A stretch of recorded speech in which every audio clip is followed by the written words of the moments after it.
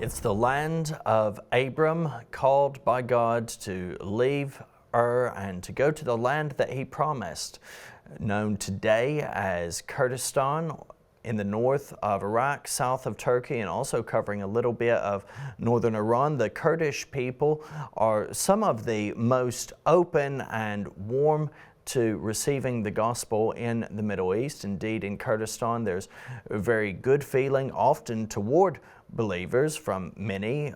Conversations can happen, but there are immense challenges and there are difficulties that we have to be honest about, and not the least of which is the result of recent terror groups like ISIS wreaking absolute havoc and catastrophe on whole communities. I'm Reagan King, and joined as always by my good friend and co-host Alistair Scott to discuss the persecuted church in Kurdistan. Alistair. Yeah, great to be here. It's an area that is very close to my heart, although I've never been there. But there are people who are very favorable towards Israel. Yes, they are. The only Middle East group that actually stand with Israel, and they are very, very favorable to Christians as well, up to a certain point. But because it's a state within a state, it isn't a nation of its own. It's kind of controlled very much by Iraq. So depending on who's leading or who's the biggest influence on Iraq, it does affect the Kurdish people, and it does affect the other Christians in the land. But it's a great country and a really exciting what God is doing there, despite what's happening throughout the Middle East. Well, it has ancient roots in relation to just the biblical significance and significance for followers of Jesus. You know, we can talk about almost 2,000 years of Christian history in what is now modern Kurdistan, but it goes all the way back. And Abram was from the city of Ur, which is there in modern Kurdistan. Also not very far away, you have the Nineveh Plain, which the history of it is very, very significant in relation to the Bible and Bible archaeology. It's immense amount of stuff to see out there that is of relevance. And one of the things that you're exactly right on is the generally positive outlook of the Kurdish people toward Israel as well. That's a conversation that can be had fairly openly and freely, and you have a good sense of feeling because they recognize there's a commonality in many ways between how the Kurds are treated and viewed by their neighbors, I think Iraq, Iran, and Turkey, and how Israel is treated and viewed by the same. And so there's a sense of certainly a common enemy in many ways. Desire to suppress the Kurds is there, though there's ongoing efforts to see independence. And it functions in many ways independently. You have to have a separate visa to enter into the non-Kurdish Iraq region, as opposed to the visa that you procure when you enter Erbil or another outlet there in Kurdistan. But there are challenges, though, that are in Kurdistan for believers. Yes, for sure. It's better than most of the Middle East countries that we've mentioned there by name around them, but there are challenges and there is always kind of control. But I actually met, and he spoke at one of the meetings I used to have regularly on Israel, a minister from Kurdistan, and he was so open. He was the favor we had through my friend who's working there all the time was amazing, and they were often arranging to take ministers from Kurdistan over to Israel, because even Israel realized that they're almost the only friend we have in the Middle East region. So they were trying to keep that relationship strong. But obviously over the last few years, it's become more and more difficult because, I mean, at one point, Iraq was more controlling of Kurdistan, and now, since the recent thing, Iran seems to have more control over the government of Iraq, more influence over the government of Iraq, and that changes the potential of a relationship between Kurdistan and Israel even more than ever before. Well, absolutely, and there was even in the past year or so, there have been efforts to completely criminalize any contact with anyone in Israel of any positive nature within Iraq, and it's made it very dangerous in that regard. But for those who are believers as well, there are challenges that evangelical Christians face internally. One of the things that I found in my travels and from the conversations with church leaders there is that they're ostracized and persecuted even by like the Chaldean and Assyrian church groupings, which do not recognize their legitimacy as born-again followers of Jesus Christ. There's also, as we've talked about in relation to Syria as well, very often the traditional so-called churches of the Orthodox and the Assyrian Chaldean is essentially in that category. They are very much wanting to curry favor with the government and to keep the status quo. And remember, these are groupings, they don't actively seek converts, right? They don't evangelize. They are not evangelical by any definition of it. You are not born again into faith. You are rather born into the faith through a long line of heritage. So there's no real active endeavor, a positive impact from these groupings on others who are still within Islam or who are, a lot of the resistance groups within Kurdistan, so to speak, resistant. Some of them are, political groups. Some of them are terror groups. Some of them are militias. Some of the, there's all types of different groupings within Kurdistan, but some of them are completely Marxist, and we see how that works out, and the ideology is generally atheistic in its background. But that creates this very real challenge that Christians have, where that they are in the world but not of the world. That they are torn between a range of warring viewpoints, and it can make it very difficult to openly express what they follow as followers of Jesus. And as throughout the Middle East, there's suspicion on believers as being Zionist collaborators. Exactly. I mean, that's often the accusation that comes from Turkey or any of the other nations. But in Kurdistan, the traditional churches are accepted, they're controlled, they're probably even financed slightly from the state because they're not evangelical, as you say. The Great Commission doesn't seem to apply. They just want to have a position, a location within the nation, but they don't have this heart for reaching out as a born-again, new evangelical Christian church would do. So it's accepted really because they're not a threat to the system there. And any church that comes in with a relationship and wanting to expand, they will be controlled and come into difficult situations, challenging situations. It has been challenging for a number of years, and a perspective that many times I feel people just buy into a lot of mainstream media narrative on it in relation to the Iraq War, very controversial. I found it very interesting, I've continued to find it interesting, that in Kurdistan there was a very welcome reception to the American overthrow of Saddam Hussein, not least of which because at least 250,000 Kurds were slaughtered by Saddam Hussein. And so this was seen as obtaining some measure of justice for what he did. But Christians were immediately affected by that, as there were, under Saddam, the Ba'athist Arabization policies, which saw Christians in northern Iraq targeted through those campaigns. They actively were seeking to de-Kurdish the region. They were Arabization was the process, especially there in the Nineveh Plains. Yeah, I mean, this is obviously the whole plan of the Islamic is to expand their influence and to get rid of anything that's a threat to them. So in Kurdistan, I mean, as you said earlier, Kurdish people almost aligned themselves to the Christians because they could see that they were being persecuted out of the nations where they were inhabiting before and were being pushed into, they were being slaughtered as well. They were being attacked and killed themselves. So there was like a natural ally for them within the Christians who were coming in with a good message. And I know from my personal experience with talking to my friend who works there all the time, that they have great success, even within the army. The Kurdish has their own army. They're seeing people come to the Lord, and they have even cell groups within the army. Well, let's hear actually from your friend Jamal. Jamal, yeah. We had a great time a few days ago where I just had him in the studio and we interviewed him on various things to do with the Middle East, particularly because of what's going on at the moment with the Iran-American conflict. And he had some very good things to say. So it's Jamal Ladawi who works for Hand of Help Ministries, which is, as I say, he spends more time in Kurdistan than he does in Britain.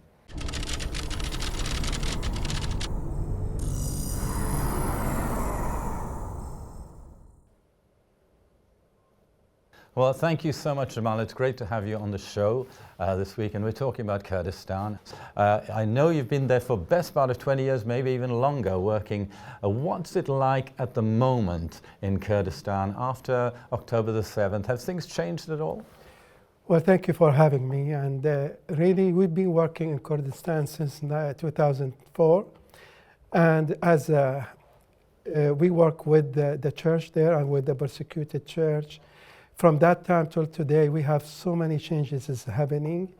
In Kurdistan, the government there, they really opened the doors for us. They license our churches, especially the evangelical churches. We have around 22 churches is being licensed by the government.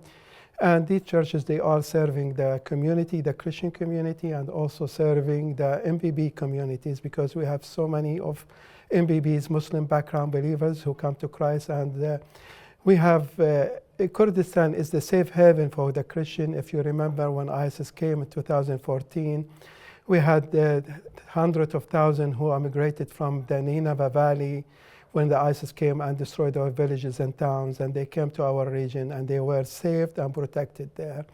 Now, as the government in Kurdistan, really they are the best government we see in the whole of the Middle East. They opening the door for the Christian, they allowing Christian to worship, they give them permission, give them licenses. And even after what happened in October, still the government is standing with the Christian, protecting them with them and opening the doors for us. And this is like a favor God gave us in this region. It's one of the safe havens, really, for Christianity still, despite the sort of threats and problems that are faced around the Middle East generally. But I was thinking for our viewers who maybe don't know where Kurdistan is, can you explain something about where it is? Because it's a state within a state, basically, isn't it? So I mean, Kurdistan is a nation, and it's been divided between 4 nations. It's in Iran, they have around 2 millions, in Turkey 17 millions. In Syria is around also 2 millions, and in Kurdistan itself, it's 9 millions Kurdish. And they never have their own nation or their own country. But now they having, like what you said, they have their own army, their own land, their own parliament, their own ministers, but they are also part of Iraq, the whole of Iraq. They have the central government in Iraq, but the Kurdish, they have their own, not independent, but semi-independence, which they can run their country by themselves. Kurdistan itself is being divided between the 4 countries, Turkey, Iran, Iraq, and Syria. And yeah, that's how we are in the middle of these 4 countries, Muslim countries. And the main town, which I know you travel in by plane when you can, is Erbil, isn't it? Which is yes, the central... Erbil, the capital of Kurdistan. And in the north, in Zakho, and this is where we believe Abraham came from when he went to Israel or to the Holy Land. And this is where God called him to come from there, and he started his journey, and his hometown was Zakho, and there's a river called Ibrahim al-Khalil, which is where he come from there. So that's the biblical, yes. I was going to ask you the question, biblically, where is it? I mean, I know the answer, but it's important for you to have shared that for our viewers. Now you're saying it's one of those, not surprisingly, as a result of the biblical truth that you've just talked about, it dates back to Genesis chapter 12, doesn't it, when Abraham was called, that they are favorable to the Jewish people, and they're favorable towards Christianity. Has it changed at all over the last couple of years? I know you had incredible favor. I even remember you telling me the story about shooting the first gunshot into the army when they were going to war against, I don't know whether Turkey or someone was coming against them. But has it changed? Is it easier now or less easy for you particularly? Well, as a Kurdish government, we having all the freedom. It's the same. They allowing us, they giving us permission.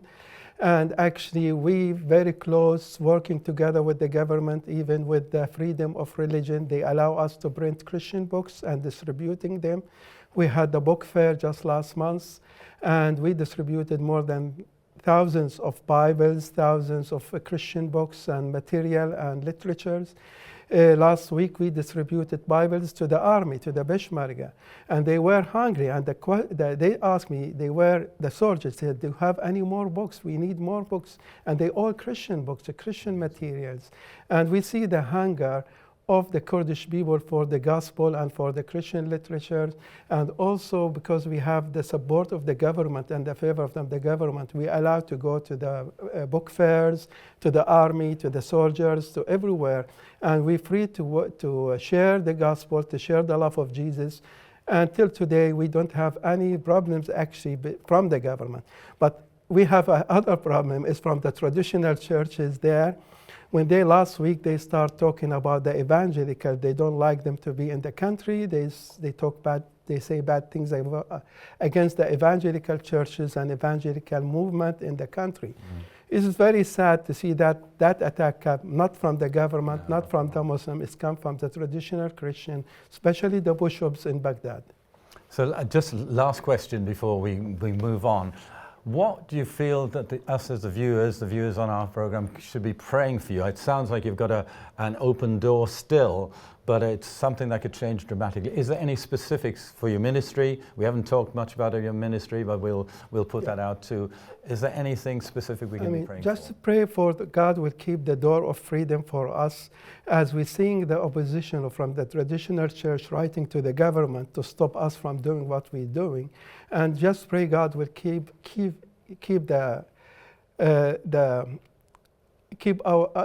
the door open for us, not the government will stand against us. And also because we are surrounded by the Muslim nations and Muslim countries, we need to pray for our Christians, people who are living in the country. They are facing persecution, they're not feeling safe. There is a lot of threat comes in their ways, and it's not easy. We're seeing that every day, because it's the ideology is more than what the government doing. Many people, they hate Christians, they hate the Jew, and the government, it can work as much as they can, but sometimes it's hard, it's difficult to control the whole ideology is being planted in the minds of the people. Great. Thank you so much, Jamal, for sharing about Kurdistan, and we continue to pray for you, and I know our viewers will be praying for you constantly once they've seen this program and understand a little bit more about Kurdistan. Thank you so much for joining us. Thank you for having me. Thank you.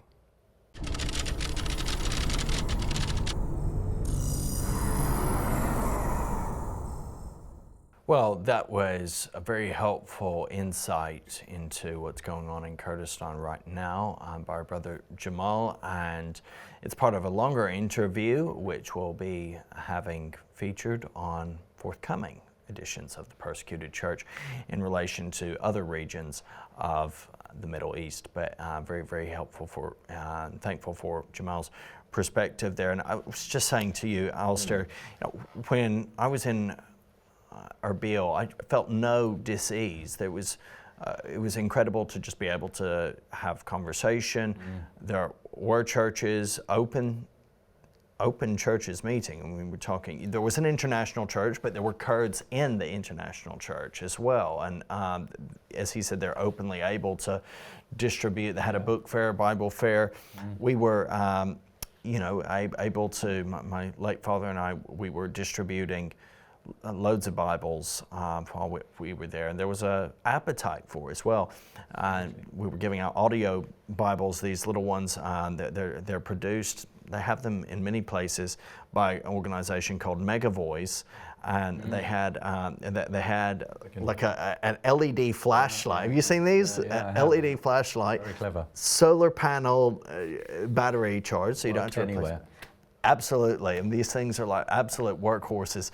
And they had not only the Bible being read, but they also had features for Bible studies in the different languages, Kurmanji and Sorani, the Kurdish languages. Remember, they're not Arab, they're Kurdish, Kurmanji and Sorani languages.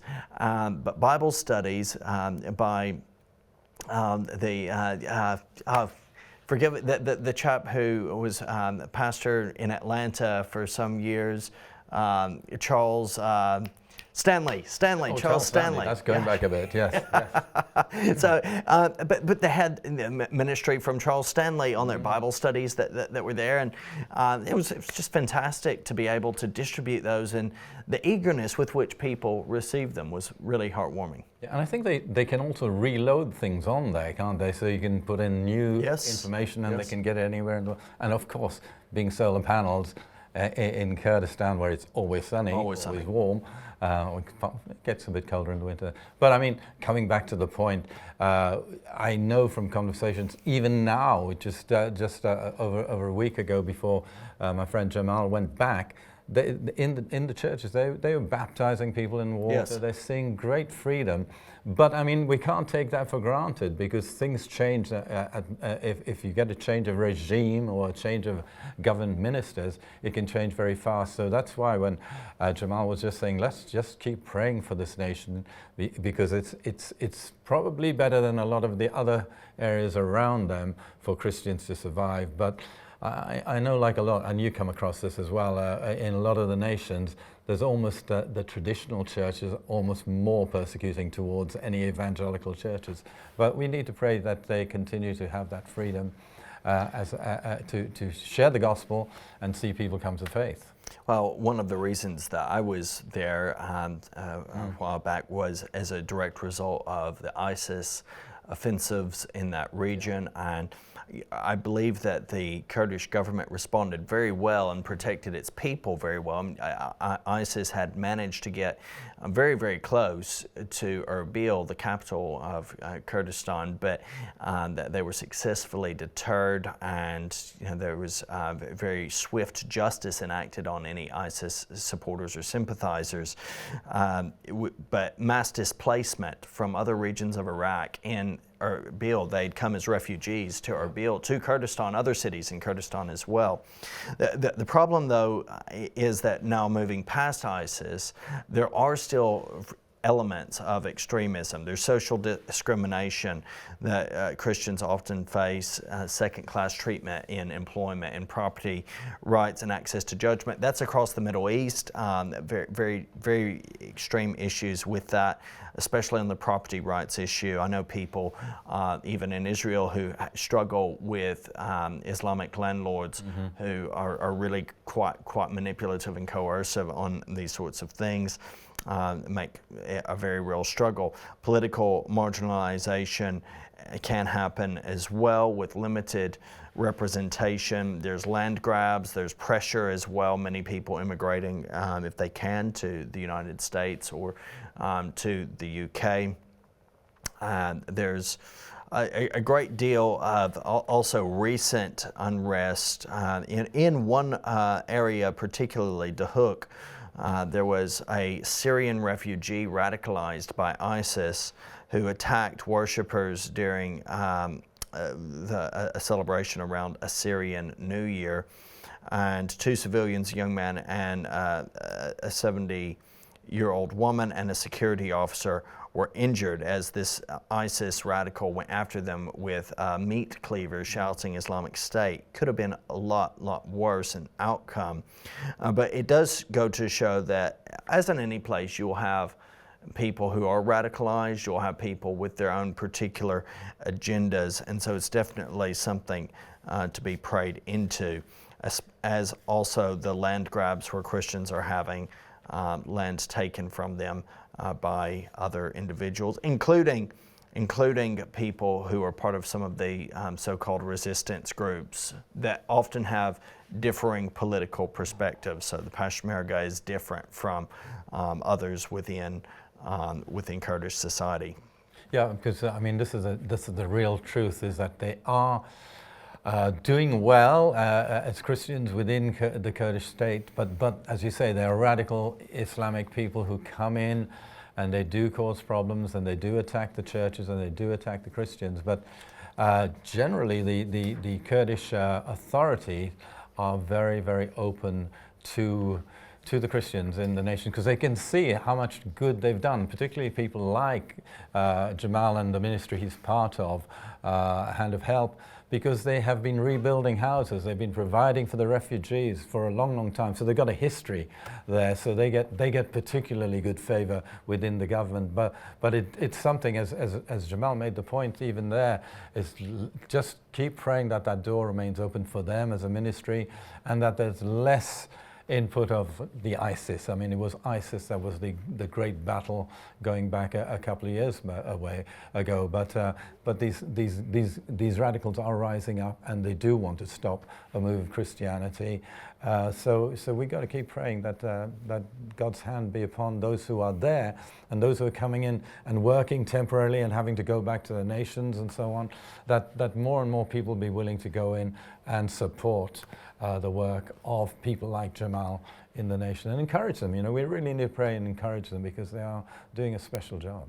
Absolutely, and it's so important that you and I continue to actively come before the throne of God's grace, and that we seek to, in whatever way possible, if we're able to support the spread of the gospel in Kurdistan and other regions, to look out for ways to be a blessing to Kurds. You know, you can even, if you meet someone, there's often Kurdish barbers, whatnot, you can inquire, and you can say, oh, I was watching a program about Kurdistan recently, and you can feel free to share this. It doesn't matter even if they're Muslim, maybe this might be a means through which they can be once more introduced to our Lord and Savior Jesus Christ. And we'll continue to pray for the peace of Christ to go to Kurdistan. Indeed, Abram was called out of Kurdistan so that we were able to see God's promises fulfilled in various ways, and that ultimate fulfillment comes